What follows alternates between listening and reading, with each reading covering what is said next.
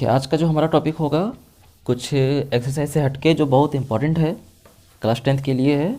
ठीक है, Pythagoras theorem है जो कि दिख रहा है। हाँ, पाइथागोरस थ्योरम जो है हम लोगों के टॉपिक में बहुत ही इंपॉर्टेंट टॉपिक माना जाता है। ठीक है, सो आज हम लोग पाइथागोरस थ्योरम पढ़ेंगे। देखिए पाइथागोरस थ्योरम, पाइथागोरस थ्योरम क्या है? ठीक है, पाइथागोरस थ्योरम के अकॉर्डिंग कहता है कि किसी समकोण त्रिभुज के कर्ण का वर्ग अन्य दो भुजाओं के वर्गों के योग के बराबर होता है। ठीक है, मतलब किसी समकोण त्रिभुज के कर्ण का वर्ग अन्य दो भुजाओं के वर्गों के योग के बराबर होता है। तो पाइथागोरस का स्टेटमेंट कर रहा है। पर पाइथागोरस हम लोग एक ही ट्रायंगल में यूज़ करते हैं और वो है एक राइट एंगल ट्रायंगल, उसमें यूज़ करते हैं जहाँ पर एक एंगल 90 डिग्री होता है। ठीक है, और उसके सामने वाला जो हाइपोटेनस होता है ये परपेंडिकुलर और ये बेस। बट कभी कभी हम लोग को कन्फ्यूजन क्या होता है, बहुत लोग को देखे भी हैं, तो उसमें होता क्या है कि कुछ स्टूडेंट मान लेते हैं ये जो हम लोग का एक फॉर्मूला होता है एरिया, ट्रायंगल का एरिया जो होता है half into B into H. तो ये एच जो है कभी कभी लोग क्या लेते हैं, हाइपोटेनस का ही पार्ट ले लेते हैं। ठीक है, बता दें कि ये हाइपोटेनस नहीं है, ये हाइट है। ठीक है, जो परपेंडिकुलर को ये हाइट कहते हैं, ये हाइट है। ठीक है, एच का यहाँ जो वैल्यू होगा, जो इसका होगा वो होगा, ना कि ये होगा। ठीक है, हाइपोटेनस नहीं, ये हाइट होगा। बहुत लोग गलती भी करते हैं इस चीज़ में, तो ध्यान देना है। हम लोग को ये प्रूव क्या करना है, अगर हम लोग का एक राइट एंगल ट्रायंगल, ठीक है, राइट एंगल ट्रायंगल ये है, मान लेते हैं ए बी सी, जहाँ एंगल बी पर जो है राइट एंगल है 90 डिग्री है। सो इस वाले पार्ट में जो ये हाइपोटेनस है जिसको हम लोग कर्ण कहते हैं, इसको एच से डिनोट किया जाता है, सॉरी एच से डिनोट किया जाता है। तो ये हम लोग का लंब है जिसको हम लोग पी से डिनोट करते हैं, और ये आधार है। ठीक है, इसको हम लोग बी से डिनोट करते हैं। इसमें जो कह रहा है कर्ण का जो वर्ग होगा बाकी दोनों भुजा का वर्ग का योग के बराबर होगा। कहने का मतलब क्या, कर्ण का जो वर्ग होगा दैट इज एच का square equal to P square plus B square. ये तो हम लोग बचपन से ही पढ़ रहे हैं इसका इक्वेशन का, बट ये इक्वेशन आया कहाँ से? वैसे सीखना जरूरी है कि हम जो क्वेश्चन बनाया करते हैं, चाहे वो मेंसुरेशन हो या फिर कोई भी अलजेब्राइक फॉर्म में, है ना, जैसा भी एक्सप्रेशन आ रहा है, इक्वेशन आ रहा है, वो कहाँ से आता है उस इसको सीखना है। जैसे डिवीजन फार्मूला होता है, विभाजन सूत्र है, या फिर डिस्टेंस फार्मूला है, दूरी सूत्र है, कैसे प्रूफ होता है वो देखना है। ट्रायंगल फार्मूला होता है कोऑर्डिनेट में, है ना, ट्रायंगल का अलग फार्मूला एरिया होता है, कोऑर्डिनेट का फॉर्म करता है, वो कैसे निकलता है उसको सीखना होता है। ठीक है, वो बताना है। हम लोग धीरे धीरे करेंगे। अब पाइथागोरस थ्योरम है, इसको समझते हैं। सबसे पहले क्या कहता है, इसमें एक ट्रायंगल ले लिए हम लोग ए बी सी। क्या मान लेते हैं, माना कि ये दिया हुआ है बस एक समकोण त्रिभुज ए बी सी हम लोग माने हैं, पी क्यू आर मान सकते हैं, एस टी ये मान सकते हैं, कुछ भी मान सकते हैं। माना कि एक समकोण त्रिभुज ए बी सी जिसका कोण B that is angle B, है ना, कोण बी क्या है, समकोण है, कोण बी समकोण है, दैट इज अर्थात angle B is equal to 90 degree. और एंगल ए और एंगल सी क्या है, तथा एंगल ए और एंगल बी ये क्या है, न्यून कोण। ठीक है, दोनों बराबर नहीं है, दोनों अलग अलग है। ठीक है, बस ये न्यून कोण है जिसको हम लोग एक्यूट एंगल कहते हैं। ठीक है, एक्यूट एंगल, कोई दिक्कत, इतना ध्यान रखना है। अब इसके बाद से इसको प्रूव करने के लिए हम लोग एक काम करते हैं। थ्योरम है, थ्योरम में हम लोग कुछ भी मान सकते हैं, जैसे भी प्रूव करना होगा, बट इसका एक लॉजिक होना चाहिए। ठीक है, लॉजिक होना चाहिए कि हम उस डायरेक्शन पे जा रहे हैं। अपने मन से जो कुछ करेंगे उसका लॉजिक भी होगा और उसका कंसेप्ट भी वहाँ पर फॉलो करना चाहिए। ऐसा नहीं कि जैसे तैसे हम लोग यहाँ पर कुछ भी लगा दें और वो सही हो जाएगा। वहाँ पर देखा जाएगा वो एक्सप्रेशन हम जो लगाए हैं, यूज किए हैं, उस हिसाब से वो सही कितना सही है कितना गलत है उसको देखा जाएगा। हम कुछ भी नया कंसेप्ट लाएंगे मैथमेटिक्स में, फिजिक्स में लाएंगे, वो कहीं पर लेके चले जाएंगे और बोलेंगे हम कह रहे हैं वो सही है, जो बहुत मतलब कुछ साल पहले है ना कुछ साइंटिस्ट लोगों के साथ हुआ है। थॉमसन एटॉमिक मॉडल दिए हैं, है ना। और भी लोग दिए हैं, थॉमसन दिए हैं, रदरफोर्ड दिए हैं। रदरफोर्ड का कुछ हद तक सही हुआ, बाद में फिर वो उनका गलत होने लगा। बोर एटॉमिक मॉडल है, वो सही बताते बताते उस समय के लिए वो सही था। अगर हम भी अभी सही करते हैं, कुछ भी अगर हम लोग खोज करते हैं तो पता चलेगा, है ना, तो उसमें बहुत सारा कुछ खामियां भी होगा। तो ऐसे नहीं कि हम लोग सिर्फ खोज कर दिए, थ्योरम भी अपने मन से बना दिए और हम लोग बोल दिए कि वो सही है। पहले देखेंगे कि हर तरीके से वो कंसेप्ट सही है कि नहीं है, ठीक है। हम लोग एक तरीका ये भी सीखते हैं, पता नहीं बुक में क्या दिया है, बुक में मैंने देखा भी नहीं है। तो इसमें क्या बता रहा है कि एक हम लोग रचना कर दिए, कंस्ट्रक्शन, ठीक है, कंस्ट्रक्ट कर दिए। बी से लेकर डी तक, बी मतलब डी पॉइंट को मिला देते हैं, एक लंब डालते हैं, ठीक है। रचना में क्या किए कि B D perpendicular to A C, B D perpendicular A C पर डाले। अब इसमें क्या होता है, दो त्रिभुज, ये त्रिभुज और ये त्रिभुज समकोण त्रिभुज हो गया, क्योंकि यहाँ पर 90 है तो ये भी 90 होगा, और ये पूरा पार्ट भी यहाँ पर 90 डिग्री, ये भी राइट एंगल ट्रायंगल बन रहा है।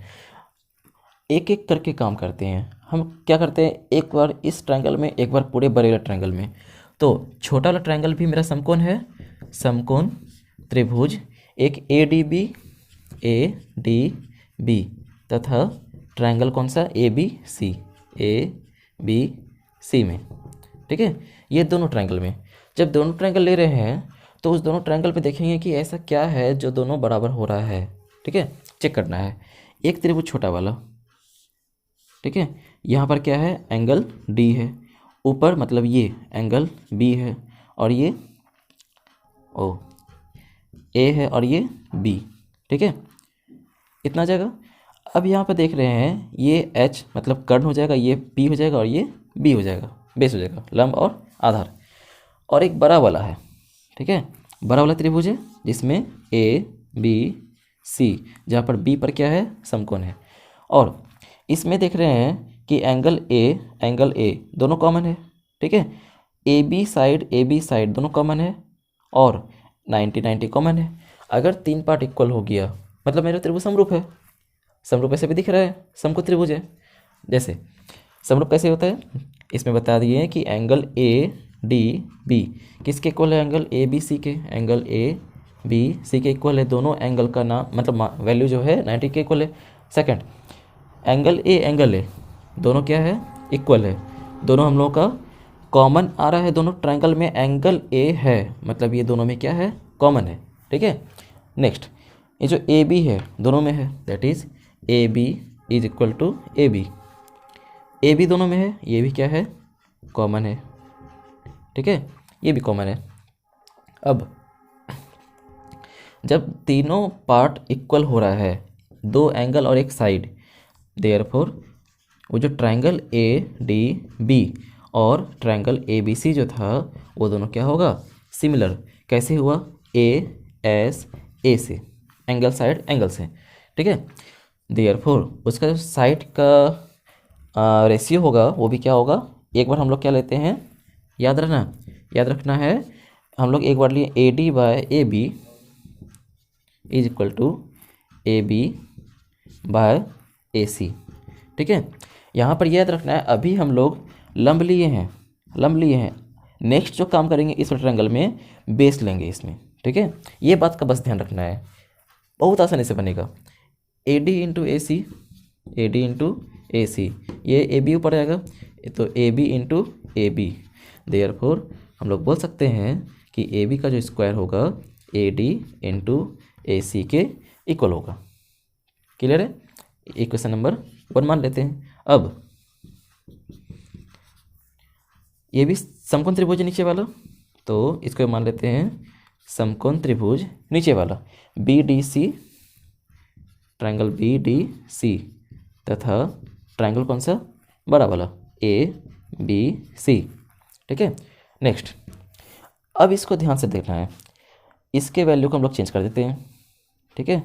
ये अब हम लोग का जो ट्रायंगल बनेगा नीचे वाला, यहाँ पर डी और सी और ये बी, यहाँ पर भी ए बी सी, इसको भी सी कर देते हैं यहाँ पे नीचे, सी और ये बी। सो अब जो हम लोग का ये देखा जा रहा है कि एंगल बी और एंगल बी तो इक्वल नहीं है, बट एंगल सी दोनों में है। जब एंगल सी दोनों में है 90 इक्वल है, और यहाँ पर बी सी और बी सी दोनों में है, मतलब 3 पार्ट हम लोग का इक्वल आ रहा है। ठीक है, तो हम लोग बोल सकते हैं कौन कौन एंगल है, angle B D C, angle B D C equal to angle A B C, दोनों 90 के इक्वल है। उसके बाद एक एंगल सी है, angle C is equal to angle C is equal, ये क्या है, दोनों ट्रायंगल में कॉमन एंगल है, कॉमन। ठीक है, नेक्स्ट बी सी और बी सी दोनों में है, कॉमन साइड है, B C is equal to B C, ये भी कॉमन है, दैट इज कॉमन साइड्स है। देयरफॉर जो हम लोग का ट्रायंगल होगा, यहाँ लिखते हैं। ठीक है, देयरफॉर जो हम लोग का ट्रायंगल होगा, ट्रायंगल कौन कौन सा, बी डी सी और A B C, B D C similar to triangle A B C, है ना, वो दोनों ट्रायंगल सिमिलर होगा। तो उसका जो साइड का रेशियो होगा, देयरफॉर साइड का रेशियो बोले तो अभी हम पहले बारे में लंब लिए थे, अब क्या लेंगे, बेस लेंगे। तो D C equal to D C, ठीक है, डी सी बटे बी सी, ठीक है, D C by B C is equal to B C by क्या, A C, B C bye A C. ठीक है, ये D C by B C base वाला, और ये उसमें हाइपोटेनस। फर्स्ट में बोले हैं कि हम लोग अलग अलग पार्ट करेंगे परपेंडिकुलर और बेस का, बट हाइपोटेनस दोनों में रहेगा। ठीक है, दोनों में यूज़ करना है, एक बार इसमें हम लोग परपेंडिकुलर ले लिए और एक बार इसमें हम लोग बेस ले लिए, दोनों काम कर लिए। तो हम लोग का जो आ जाएगा D C into A C is equal to B C into B C. ठीक है, देयरफॉर बोल सकते हैं बी सी का square is equal to D C into A C. ठीक है, इक्वेशन नंबर 2। अब हम लोग क्या करते हैं, दोनों इक्वेशन को ऐड कर देते हैं। क्यों, बी सी स्क्वायर और ए बी स्क्वायर यहाँ पर हम लोग को क्या प्रूव करना था, है ना, इसका स्क्वायर था, बाकी दोनों के स्क्वायर के योग मतलब सम के बराबर होगा। ठीक है, एडिंग इक्वेशन 1 और 2। तो फर्स्ट इक्वेशन में एलएचएस पार्ट हम लोग का ए बी स्क्वायर है, A B square plus B C square equal to, first equation में A D into A D into A C plus second equation में D C into A C, ये part है। A B square plus B C square, दोनों में ए सी है, ए सी common आ जाएगा, बचेगा A D plus D C, ये आ गया। Therefore A B square plus B C square equal to A C into, इस पूरे पार्ट को हम लोग क्या लिखेंगे, ए सी। क्यों, ए D plus D see that is A D, है ना, ए सी, चूँकि सिंस यहाँ पे क्या है, A D plus C D का जो वैल्यू है वो ए सी के इक्वल है, तो इतने वैल्यू की जगह पर हम लोग ए सी लिखें। देयरफॉर बोल सकते हैं कि A C square equal to A B का स्क्वायर प्लस बी सी का स्क्वायर। हम लोग को यही पाइथागोरस थ्योरम में प्रूव करना था। ठीक है, ये 5 मार्क्स में ही पूछा जाता है, बहुत इंपॉर्टेंट है टॉपिक है।